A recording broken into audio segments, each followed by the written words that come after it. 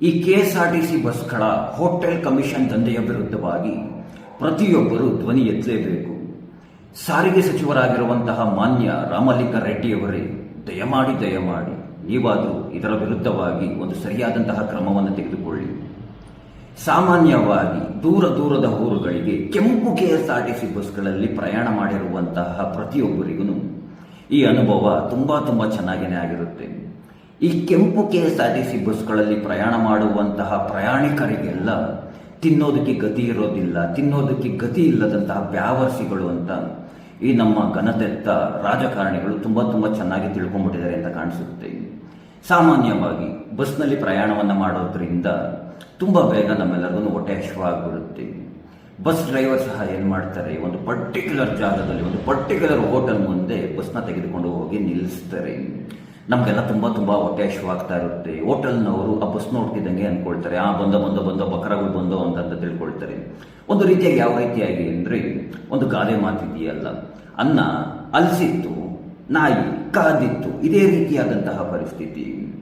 ಬಸ್ನ ಡ್ರೈವರ್ ಮತ್ತೆ ಕಂಡಕ್ಟರ್ ನಿಮಗೆ ಒಂದು ಮಾತನ್ನು ಹೇಳ್ತಾರೆ, ನೋಡಿ ನಿಮಗೆಲ್ಲ 10 ನಿಮಿಷ ಟೈಮ್ ಇದೆ, 10 ನಿಮಿಷ ಟೈಮ್ ಇದೆ, ತೊಳ್ಕೊಳ್ಳೋರೆಲ್ಲ ಬೇಗ ತೊಳ್ಕೊಂಬಿಡಿ, ತಿನ್ಕೊಳ್ಳೋರೆಲ್ಲ ಬೇಗ ತಿನ್ಕೊಂಬಿಡಿ ಅಂತ ಹೇಳ್ತಾರೆ. ನಮಗೂ ತುಂಬಾ ಹೊಟ್ಟೆ ಹಸಿವಾಗ್ಬಿಟ್ಟಿರುತ್ತೆ. ಬಸ್ಸಿಂದ ಎಲ್ಲ ದಡ ಅಂತ ಹೇಳಿತೀವಿ, ಬೇಗ ಹೋಗಿ ಆ ಹೋಟೆಲ್ ಒಳಗಡೆ ಹೋಗಿ ಹೆಚ್ಚಿನ ದರವನ್ನು ನೀಡಿ ಟೋಕನ್ ತೆಗೆದುಕೊಳ್ತೀವಿ. ಆ ಊಟವನ್ನು ನೀಡ್ತಾರೆ ಕಣ್ರಿ, ಅಯ್ಯೋ ಎಷ್ಟು ಅದ್ಭುತವಾಗಿರುತ್ತೆ ಅಂದರೆ ನನ್ನ ಬಾಯಿಂದ ಪದಗಳೇ ಬರೋದಿಲ್ಲ, ಅಷ್ಟು ಅದ್ಭುತವಾಗಿರ್ತವೆ. ದೋಸೆ ತೊಗೊಂಡ್ರೆ ರೊಟ್ಟಿ ಥರ ಇರುತ್ತೆ, ರೊಟ್ಟಿ ತೊಗೊಂಡ್ರೆ ದೋಸೆ ಥರ ಇರುತ್ತೆ. ಇನ್ನು ಆ ಇಡ್ಲಿ, ಅದಕ್ಕೆ ಹಾಕಿರುವಂತಹ ಚಟ್ನಿ ಅಯ್ಯೋ ಕಲ್ಪನೆ. ಆ ಟೊಮೊಟೊ ಬಾತ್ ಅಂತ ಕೊಡ್ತಾರೆ, ಅದರಲ್ಲಿ ಏನಿರುತ್ತೆ ಅಂತಲೇ ಗೊತ್ತಾಗೋದಿಲ್ಲ. ಪಲಾವ್ ಅಂತ ಕೊಡ್ತಾರೆ, ಅದರಲ್ಲಿ ತರಕಾರಿನೇ ಇರೋದಿಲ್ಲ. ಎಲ್ಲ ವಿಚಿತ್ರ. ನಮ್ಮ ಪುಣ್ಯಕ್ಕೆ ಅಲ್ಸೋಗಿರೋದನ್ನು ಕೊಡದೆ ಹೋದರೆ ಸಾಕು ಅನ್ನೋ ಆ ರೀತಿಯಾಗಿ ಆಗ್ಬಿಟ್ಟಿರುತ್ತೆ.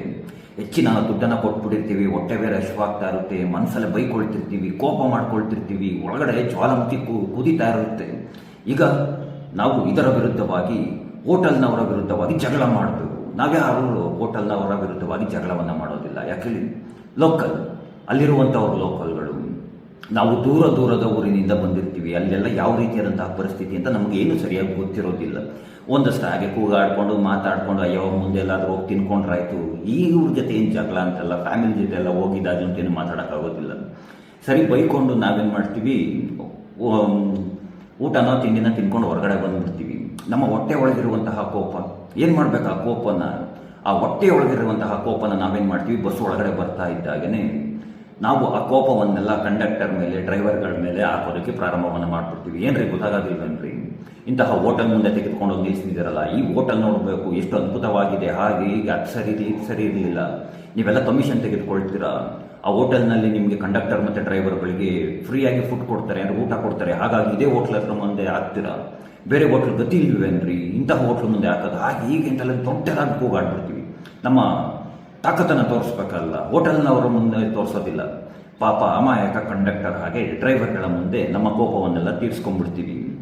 ಈ ರೀತಿಯಾಗಿ ನಾನು ಸಹ ಒಂದೆರಡು ಬಾರಿ ಮಾಡಿದ್ದೀನಿ. ಸತ್ಯ ತಿಳಿದಲೇನೆ.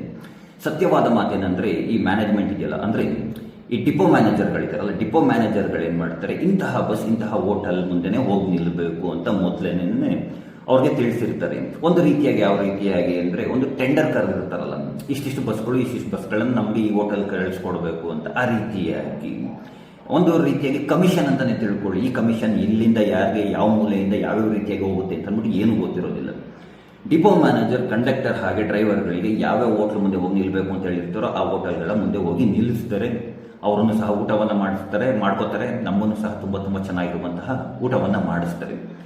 ಈ ವಿಚಾರದಲ್ಲಿ ಕಂಡಕ್ಟರ್ ಹಾಗೆ ಡ್ರೈವರ್ಗಳದ್ದು ಯಾವುದೇ ರೀತಿಯಾದಂತಹ ತಪ್ಪಿಲ್ಲ. ಇದನ್ನು ಬದಲಾಯಿಸಬೇಕಾಗಿರುವಂತಹದ್ದು ಯಾರು? ಡಿಪೋ ಮ್ಯಾನೇಜರ್ಗಳು ಹಾಗೆ ಸಾರಿಗೆ ಸಚಿವರು. ಅಂದರೆ ಒಂದು ಸರಿಯಾದಂತಹ ಕ್ರಮವನ್ನು ತೆಗೆದುಕೊಳ್ಬೇಕಾಗಿರುವಂತಹದ್ದು.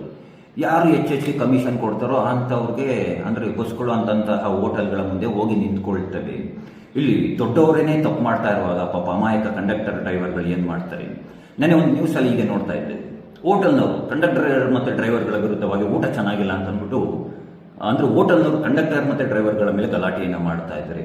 ನೀವು ಹೋಟೆಲ್ ಮಾಲೀಕರಿಗೆ ನಿಮ್ಗೆ ಹೇಳುವಂತಹದ್ದು, ಹಾಗೆ ಹೋಟೆಲ್ನವ್ರಿಗೆ ಹೇಳುವಂತಹದ್ದು ವ್ಯಾಪಾರ ದ್ರೋಹ ಲಕ್ಷಣಂ ಅಂತ ಹೇಳ್ತಾರೆ. ಸತ್ಯ, ನಾನು ಒಪ್ಕೊಳ್ತೀನಿ. ಆದರೆ ತಿನ್ನೋ ಅನ್ನದಲ್ಲಿ ನೀವುಗಳು ಹೆಚ್ಚಿನ ದರವನ್ನು ತೆಗೆದುಕೊಂಡು ಮೋಸವನ್ನು ಮಾಡ್ತೀರಾ ಅಂತಂದರೆ ಇಂಥವ್ರಿಗೆಲ್ಲ ನಾನು ಈಗ ಹೇಳುತ್ತೆ, ನಿಮ್ಮ ಸಂಸಾರಗಳು ಸರ್ವನಾಶ ಆಗೋಗ್ಬಿಡ್ಲಿ ಅಂತ ತಿನ್ನು ಅನ್ನೋದನ್ನು ಮೋಸವನ್ನು ಮಾಡ್ತಿರಲ್ರಿ. ಯಾಕ್ರಿ ಅಂತಹ ಫುಡ್ಡನ್ನು ನೀಡ್ತೀರ? ಎಲ್ಲಿಂದನೋ ಬಂದಿರ್ತಾರೆ ಹೊಟ್ಟೆ ಇಸ್ಕೊಂಡು, ನೀವು ದುಡಿಯೋದಕ್ಕೆ ಅಂತಹ ಫುಡ್ಗಳನ್ನು ನೀಡಬೇಕಾ? ದಯಮಾಡಿ ಮಾನ್ಯ ರಾಮಲಿಂಗಾರೆಡ್ಡಿ ಅವರೇ, ನಾನು ತುಂಬ ರಾಜಕಾರಣಿಗಳು ನೋಡಿದ್ದೀನಿ, ಅಂದರೆ ಸಾರಿಗೆ ಸಚಿವರಾಗಿದ್ದಂಥವ್ರನ್ನ. ಅವರುಗಳು ಇಂತಹ ವಿಚಾರವಾಗಿ ಯಾರನ್ನೂ ಸಹ ಒಂದು ಸರಿಯಾದಂತಹ ಕ್ರಮವನ್ನು ತೆಗೆದುಕೊಳ್ಳೇ ಇಲ್ಲ. ಅಟ್ಲೀಸ್ಟ್ ನೀವಾದ್ರೂ ಇದರ ವಿರುದ್ಧವಾಗಿ ಒಂದು ಕ್ರಮವನ್ನು ತೆಗೆದುಕೊಳ್ಳಿ. ತುಂಬ ಖುಷಿ ಪಡುವಂತಹ ಮೊದಲನೇ ವ್ಯಕ್ತಿ ಅಂದರೆ ನಾನು. ಕಾರಣ, ನಾನು ತುಂಬ ಟ್ರಾವೆಲ್ ಮಾಡ್ತಾ ಇರ್ತೀನಿ. ಈಗಂತೂ ಟ್ರಾವೆಲ್ ಮಾಡ್ತಿಲ್ಲ ಬಿಡಿ. ನೀವು ಯಾವುದೋ ಒಂದು ಶಕ್ತಿ ಯೋಜನೆಯೋ ಏನೋ ತುಂಬುದ್ರಲ್ಲ, ಅದಾದ್ಮೇಲೆ KSRTC ಬಸ್ಗಳ ಸಹವಾಸನೆ ಬಿಟ್ಬಿಟ್ಟೆ. ದಯಮಾಡಿ ರಾಮಲಿಂಗಾರೆಡ್ಡಿ ಅವರೇ, ನಿಮ್ಮಲ್ಲಿ ಕೈ ಮುಗಿದು ಕೇಳ್ಕೊಳ್ತಾ ಇದ್ದೀನಿ, ಇದರ ವಿರುದ್ಧವಾಗಿ ಒಂದು ಸರಿಯಾದ ಕ್ರಮವನ್ನು ತೆಗೆದುಕೊಳ್ಳಿ. ಟ್ರೈನಲ್ಲಿ ಟ್ರಾವೆಲ್ ಮಾಡ್ತಾ ಇದ್ರೆ ಏನೋ ಕುಡಿಯೋದಕ್ಕೆ ನೀರು ಸಿಗ್ತಾ ಇರುತ್ತೆ, ಸ್ಟೇಷನ್ಗಳು ಒಂದೊಂದು ಸ್ಟೇಷನ್ ಹತ್ರ ನಿಲ್ಲಿಸಿದಾಗ ಅದು ಇದು ಏನೋ ತಿನ್ಕೊಂಡು ಕಾಲ ಕಳೆದು ಬಿಡ್ತೀವಿ. ಬಸ್ ಪ್ರಯಾಣ ಆ ರೀತಿಯಾಗಿ ಆಗೋದಿಲ್ಲ ಮಾನ್ಯ ರಾಮಲಿಂಗಾರೆಡ್ಡಿ ಅವರೇ. ದಯಮಾಡಿ ಮತ್ತೊಮ್ಮೆ ರಿಕ್ವೆಸ್ಟ್ ಮಾಡಿ ಕೇಳ್ಕೊಳ್ತಾ ಇದ್ದೀನಿ, ಇದರ ವಿರುದ್ಧವಾಗಿ ಒಂದು ಕ್ರಮವನ್ನು ತೆಗೆದುಕೊಳ್ಳಿ. ಹಾಗೆ ಪ್ರಯಾಣ ಮಾಡುವಂತಹ ಎಲ್ಲ ಪ್ರಯಾಣಿಕರ ಬಳಿ ನಾನು ಹೇಳುವಂತಹದ್ದು, ಇದರಲ್ಲಿ ಇಂತಹ ವಿಚಾರಗಳಲ್ಲಿ ಕಂಡಕ್ಟರ್ ಹಾಗೆ ಡ್ರೈವರ್ಗಳದ್ದು ಯಾವುದೇ ರೀತಿಯಾದಂತಹ ತಪ್ಪಿರೋದಿಲ್ಲ. ದಯಮಾಡಿ ಅವರ ವಿರುದ್ಧವಾಗಿ ಕೂಗಾಡೋದಕ್ಕೆ ಹೋಗ್ಬೇಡಿ, ಅವರ ಮೇಲೆ ಗಲಾಟೆಯನ್ನು ಮಾಡೋದಕ್ಕೆ ಹೋಗ್ಬೇಡಿ. ನಿಮ್ಮ ಗಲಾಟೆ, ನಿಮ್ಮ ಕೋಪ ಏನಾಗಿತ್ತು ಅಂದರೆ ಬಸ್ನಲ್ಲಿರುವಂಥವ್ರು ಎಲ್ಲ ಒಟ್ಟಿಗೆ ಸೇರಿಕೊಂಡು ಆ ಹೋಟೆಲ್ದವ್ರಿಗೆ ಹೊಡೆದ್ಬಿಡಿ, ಬರಲಿ, ತಲೆ ಕೆಡಿಸ್ಕೊಳ್ಳೋದಕ್ಕೆ ಹೋಗ್ಬೇಡಿ. ಆ ರೀತಿಯಾಗಿ ಮಾಡಿ. ಅದನ್ನು ಬಿಟ್ಟು ಪಾಪ ಈ ಡ್ರೈವರ್ ಕಂಡಕ್ಟರ್ ಮೇಲೆ ಕೂಗಾಡಿದ್ರೆ ಏನು ಬರುತ್ತೆ? ಏನು ಬರೋದಿಲ್ಲ ಅಂತ ಹೇಳ್ತಾ, ಆ ಕೃಷ್ಣ ನಿಮ್ಮೆಲ್ಲರಿಗೂ ಒಳ್ಳೆಯದನ್ನು ಮಾಡಲಿ. ಎಲ್ಲರಿಗೂ ಧನ್ಯವಾದಗಳು. ಜೈ ಶ್ರೀ ಕೃಷ್ಣ.